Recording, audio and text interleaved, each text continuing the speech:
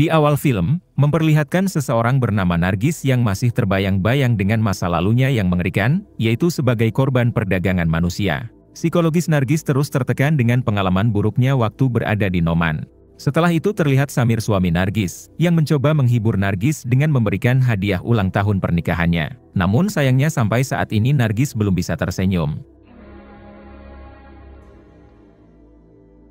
Tak lama kemudian Samir membawa Nargis ke dokter psikolog, agar Nargis bisa melupakan semua masa lalunya yang mengerikan itu. Di sini Nargis mengatakan kalau dirinya sudah tak pantas menjadi istri Samir, karena dia sudah dicicipi oleh puluhan pria ketika di Noman. Nargis juga mengatakan kalau dirinya sudah mencoba melupakannya, namun semua itu sia-sia. Dokter, सब वैसे का वैसा ही है. Nargis. Malam harinya terlihat Samir yang sedang beribadah ke masjid. Di sini Samir berdoa agar Tuhan memberikan yang terbaik untuk Nargis. Keesokan harinya Samir kembali mendatangi psikolog.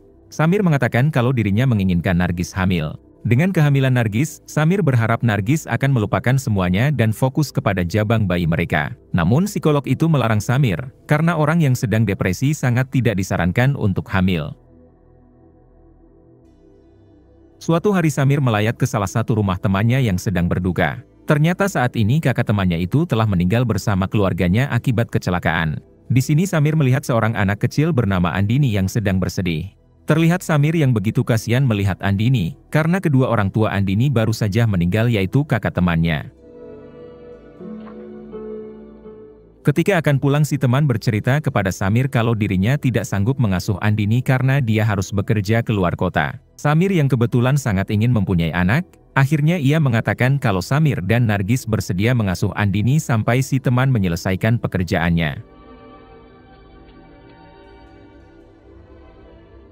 Pada akhirnya Samir pun membawa Andini pulang ke rumah. Sesampainya di rumah, terlihat Nargis yang belum menerima dengan kehadiran Andini. Bahkan Nargis tidak mau kalau dirinya harus tidur bersama Andini, hingga dengan terpaksa Andini tidur di kamar kosong. Beberapa hari kemudian terlihat Nargis yang masih cuek dengan Andini. Berbeda dengan Nargis, Samir begitu sangat menyayangi Andini seperti anak kandungnya sendiri.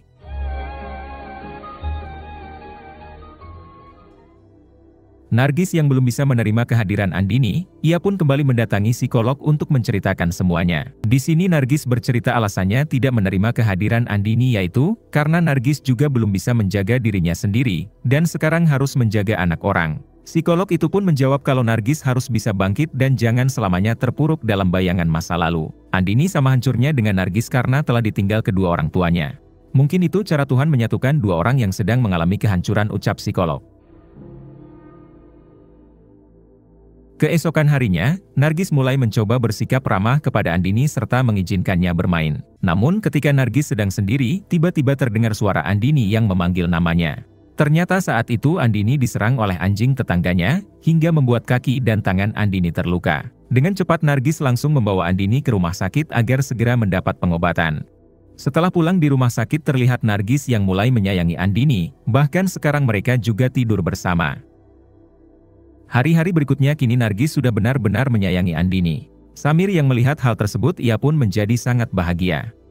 Suatu hari Samir mengatakan kepada Nargis, kalau sekarang temannya sudah menyelesaikan pekerjaannya dan akan mengambil kembali Andini. Mendengar itu seketika Nargis bersedih, karena baru saja ia merasakan menjadi seorang ibu, kini harus sudah berakhir. Kemudian Nargis meminta Samir agar mengatakan kepada temannya kalau mereka akan mengadopsi Andini untuk selamanya. Di sini Samir menanyakan secara langsung kepada Andini apakah dia mau menjadi anak mereka. Andini yang juga sudah nyaman dengan Samir dan Nargis. Andini mengatakan kalau ia bersedia menjadi anak mereka. Keesokan harinya setelah mendapat izin dari teman Samir, Samir bersama Nargis langsung mengadopsi Andini secara resmi. Terlihat sekarang kini mereka sangat bahagia setelah hadirnya Andini. Kemudian Samir juga memindahkan sekolah Andini ke sekolah yang lebih baik dari sebelumnya. Hari-hari selanjutnya mereka lalui dengan penuh kebahagiaan, bahkan sekarang Nargis sudah mulai bisa melupakan masa lalunya yang menyeramkan itu.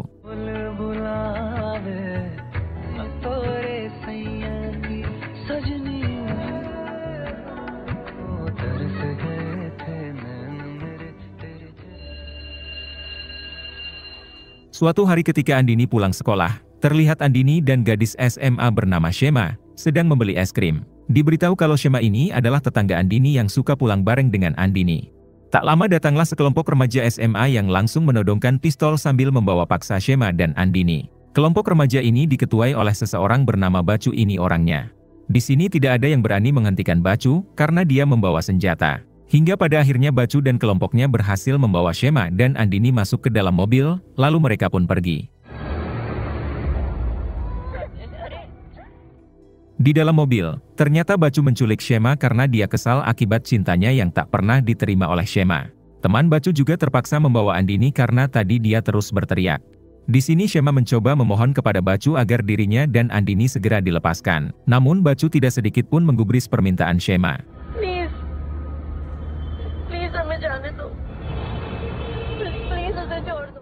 Di sisi lain diperlihatkan Samir yang baru mendapat kabar kalau Andini kini diculik sekelompok remaja. Dengan cepat Samir langsung mendatangi sekolah Andini untuk memastikan kabar tersebut. Sesampainya di sana terlihat sudah banyak polisi dan si penjual es krim sebagai saksi. Kemudian Samir dan kakak Shema yang bernama Raju dipanggil polisi untuk dimintai keterangan. Di sini Samir langsung meminta polisi itu agar bertindak cepat. Apalagi sudah ada saksi mata si penjual es krim yang bersaksi kalau penculiknya adalah pelajar dan membawa mobil van berwarna biru. Samir terus mendesak si polisi dan mengatakan jangan sampai semua ini terlambat.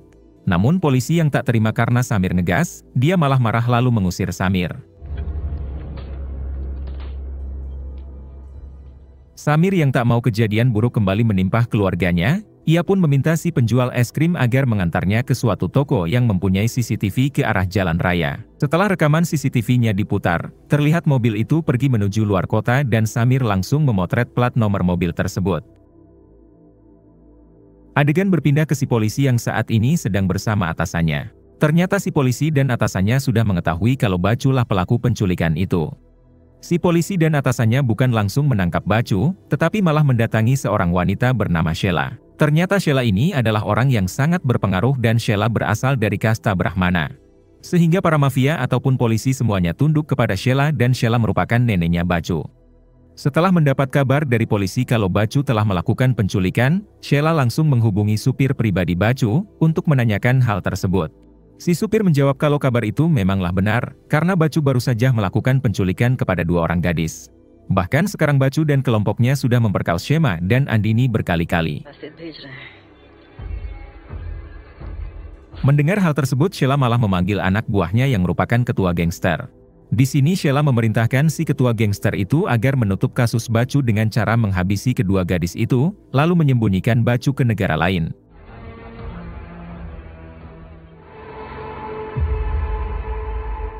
Di sisi lain diperlihatkan Bacu yang sudah puas, kini ia kembali membawa Shema dan Andini ke tempat lain. Di sini Shema terus memohon kepada Bacu agar dilepaskan.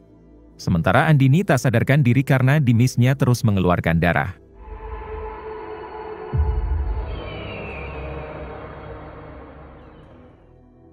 Malam harinya Samir dan si tukang es krim baru menemukan mobil Bacu yang sudah dalam keadaan terbakar. Di sini Samir berteriak meminta tolong, sehingga warga sekitar langsung berdatangan untuk membantu memadamkan api itu. Setelah api itu sedikit memadam, ternyata Shema dan Andini tidak berada di dalam mobil tersebut. Samir tidak menyerah begitu saja, ia meminta warga sekitar agar ikut mencari Shema dan Andini di sekitar lokasi ini. Tak jauh dari tempat itu, terlihat Bacu dan kelompoknya yang sekarang sudah dibawa oleh si ketua gangster suruhan Sheila. Kembali ke Samir dan para warga yang saat ini berhasil menemukan Shema di tengah semak-semak. Menyadari kalau Shema masih hidup, Samir langsung meminta sebagian warga untuk membawa Shema ke rumah sakit. Sementara dirinya dan warga yang tersisa akan melanjutkan pencarian Andini.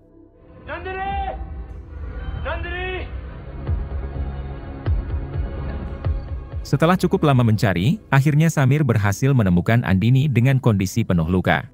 Samir tak tahan menahan air matanya karena sekarang anaknya yang masih berusia 5 tahun, harus mengalami lagi kejadian yang dulu pernah menimpa Nargis. Dengan perasaan yang sangat hancur, Samir langsung membawa Andini ke rumah sakit.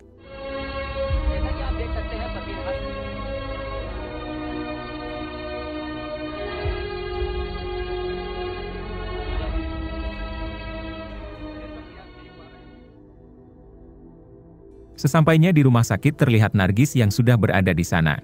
Kini Nargis kembali depresi karena sekarang anaknya harus mengalami kejadian mengerikan yang pernah Nargis alami dulu. Sementara Samir dengan perasaan yang sangat hancur, dia hanya bisa terdiam dan melamun. Kemudian Samir mendapat informasi dari Raju kakak Shema, kalau plat nomor mobil van itu adalah milik Bacu. Pihak kepolisian juga sudah mengetahui kalau pelaku penculikan itu adalah Bacu. Namun para polisi tidak berani melakukan hal apapun karena Bacu adalah cucu dari Sheila. Di waktu yang sama tiba-tiba Nargis berteriak karena ternyata nyawa Andini tidak bisa diselamatkan. Nargis dan Samir benar-benar syok dengan kejadian ini. Mereka baru saja merasakan hidup bahagia, namun kini harus kembali merasakan kepedihan yang begitu amat dalam.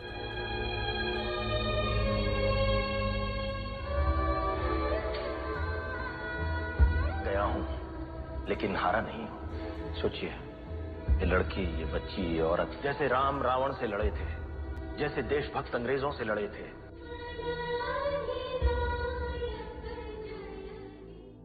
1 bulan kemudian memperlihatkan Nargis yang memilih pergi ke rumah orang tuanya. Sebelum pergi Nargis mengatakan kalau dia tidak ingin bertemu Samir sampai para pelaku pemerkaos anaknya belum mati. Pada akhirnya Nargis pun pergi meninggalkan Samir. Setelah Nargis pergi, Samir langsung mendatangi kantor polisi untuk menanyakan kasus penculikan anaknya, yang sudah jelas Baculah pelakunya. Diberitahu kalau sampai saat ini Bacu dan kelompoknya belum juga ditemukan, karena polisi memang sengaja membiarkan kasus ini berlalu. Namun di sini si polisi itu beralasan kalau 1 minggu sebelum kejadian, mobil Bacu dicuri orang, sehingga saat ini kepolisian tidak bisa asal menangkap Bacu. Kemudian Samir kembali mengatakan kalau saat penculikan ada saksi mata yaitu si tukang es krim. Si tukang es krim akan mudah mengidentifikasi apakah Bacu atau bukan yang melakukan penculikan itu. Si polisi kembali menjawab dengan mengatakan kalau si tukang es krim tiba-tiba menghilang sejak 1 bulan terakhir. Mendengar hal tersebut terlihat Samir yang sangat kecewa dengan kepolisian.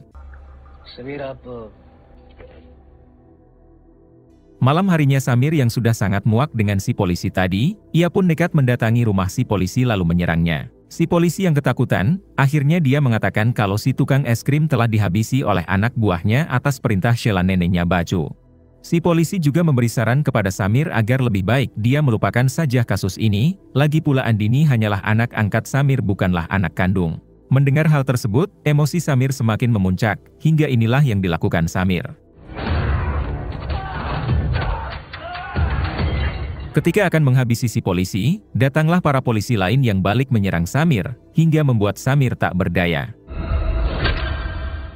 Akibat kejadian semalam, Samir harus menerima hukuman yaitu di penjara selama 2 bulan.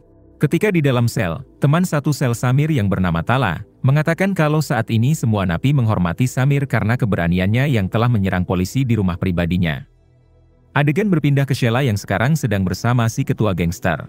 Sheila memerintah si ketua gangster itu untuk menghabisi Samir yang saat ini di dalam penjara. Si ketua gangster menjawab kalau dirinya akan segera mengerahkan anak buahnya yang kebetulan ada di penjara yang sama dengan Samir. Diberitahu kalau gengnya itu bernama Jaiswal. Adegan kembali ke penjara. Terlihat Tala yang memberi pisau kepada Samir sambil mengatakan kalau sekarang geng Jaiswal yang ada di dalam penjara ini menginginkan Samir tewas. Kemudian Tala juga menjelaskan kalau dirinya mendapat semua informasi itu dari anak buahnya yang merupakan mata-mata geng Jaiswal. Ternyata Tala ini adalah ketua gangster lain yang menjadi musuh bubuyutan geng Jaiswal. Tak lama setelah itu terlihat sekelompok geng Jaiswal yang akan menyerang Samir. Namun Samir terlihat sudah sangat siap hingga pertarungan 1 lawan banyak pun tak terhindarkan.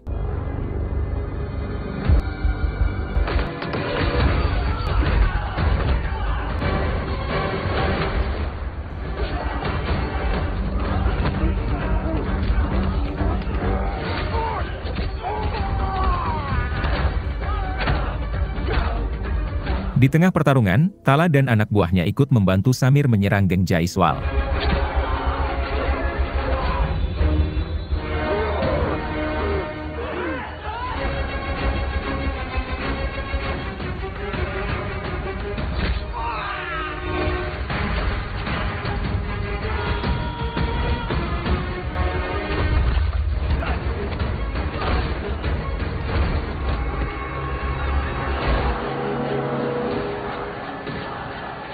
Hingga pada akhirnya Samir memenangkan pertarungan tersebut.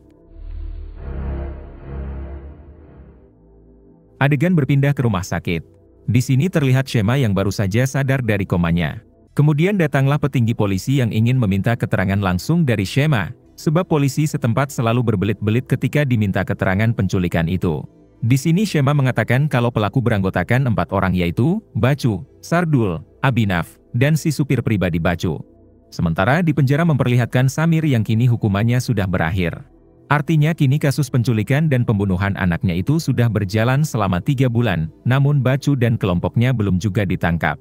Ketika akan pergi dari penjara, terlihat Samir yang memeluk Tala, karena dia sudah banyak membantu Samir. Tala memberitahu Samir markas ketua gangster Jaiswal, yang merupakan antek-anteknya Sheila. Tala juga meminta Samir agar mendatangi keluarga Tala, karena mereka pasti akan membantu Samir. Setelah itu Samir pun pergi untuk memburu semua orang yang terlibat dalam kasus penculikan anaknya. Singkat cerita kini Samir sudah berada di rumah keluarga Tala. Terlihat keluarga Tala juga yang menerima Samir dengan baik karena sekarang musuh mereka sama, yaitu kelompok geng Jaiswal. Di sini juga terlihat Raju kakak Shema yang ikut hadir menemani Samir. Hingga tanpa menunggu lama, mereka pun langsung menyerang geng Jaiswal di markasnya.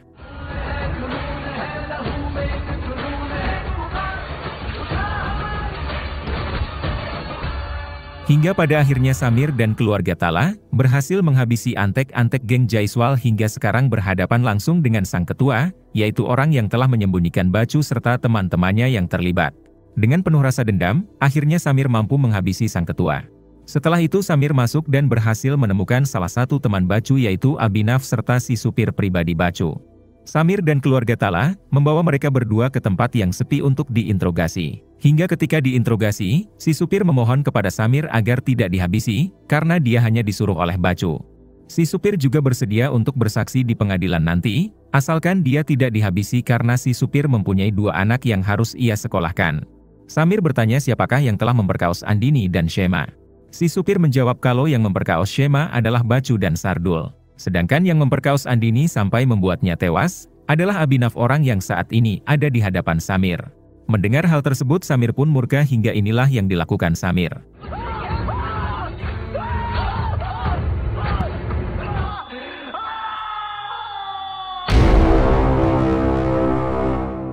Keesokan harinya terlihat Abhinav yang sudah tewas dengan sangat mengenaskan.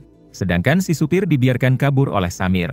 Setelah berita kematian Abhinav yang mengenaskan menyebar, salah satu kelompok Bacu yang bernama Sardul menyerahkan diri karena dia ketakutan akan bernasib seperti Abhinav. Hingga sekarang hanya tinggal Bacu yang tersisa. Tak lama kemudian terlihat si petinggi polisi yang mendatangi rumah Sheila untuk mencari Bacu. Namun sayangnya mereka tidak menemukan Bacu karena Bacu sudah dibawa ke Mesir oleh ayahnya.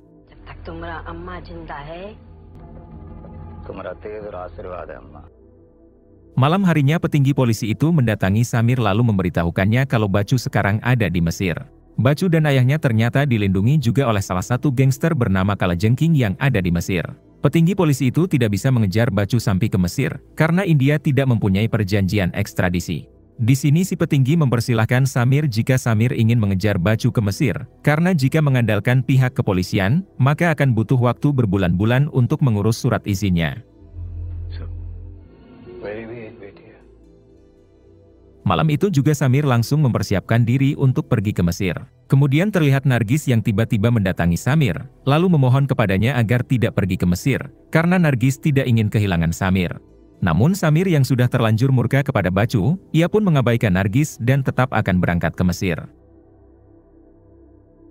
Singkat cerita kini Samir sudah berada di Mesir ditemani oleh Raju kakak Shema. Kemudian Samir langsung mendatangi penjual senjata yang merupakan orang India juga. Di sini Samir bertanya mengenai markas gangster Kalajengking yang merupakan gangster pelindung Bacu. Si penjual senjata yang kebetulan musuh bubuyutan gangster itu, ia pun memberitahu markasnya bahkan dia bersedia membantu Samir. Keesokan harinya terlihat Samir, Raju dan si penjual senjata yang sedang mendatangi markas gangster Kalajengking, dan mereka pun langsung menyerangnya. Di sini Samir sangat membrutal, karena dia sudah tidak peduli meskipun dia harus tewas.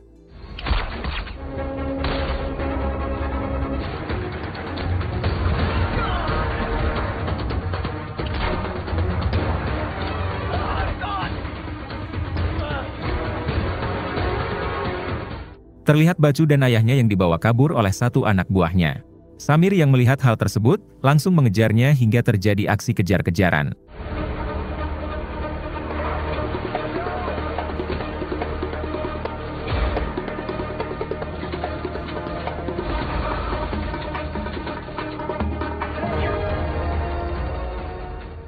Pada akhirnya mobil Bacu terguling dan Bacu langsung disiksa habis-habisan oleh Samir. Di sini ayah Bacu mencoba melawan Samir, namun tentu Samir malah balik menghajar ayah Bacu. Kemudian Samir kembali menyiksa Bacu dan langsung menghabisinya. Melihat Bacu tewas, ayah Bacu mencoba menembak Samir, namun untungnya ada Raju yang langsung menembak mati ayah Bacu. Kini dendam Samir semuanya telah terbalaskan, dan orang yang masih tersisa hanyalah Sheila. Saat ini terlihat Sheila yang sedang melamun sendiri. Sheila dihampiri oleh pelayannya namun tiba-tiba, ternyata selama ini Sheila mempunyai kelainan seks dan si pelayannya ini selalu menjadi korban hawa nafsu Sheila, hingga pada akhirnya dia nekat menghabisi Sheila. Beberapa hari kemudian memperlihatkan Samir dan Nargis yang sedang bermesraan. Kini mereka sudah bisa bernafas dengan lega, karena semua dendamnya kini sudah terbalaskan. Kabar bahagia kembali datang setelah Nargis mengatakan kalau dirinya sekarang sedang hamil. Di akhir film memperlihatkan semua warga setempat yang menunjuk Samir agar menjadi ketua gangster baik, yaitu untuk melindungi semua warga, kemudian film pun tamat. Terima kasih yang sudah menonton sampai akhir. Semoga kalian dan keluarga selalu diberikan kesehatan dan rezeki yang berlimpah. Salam untuk semuanya dari Hampura Film.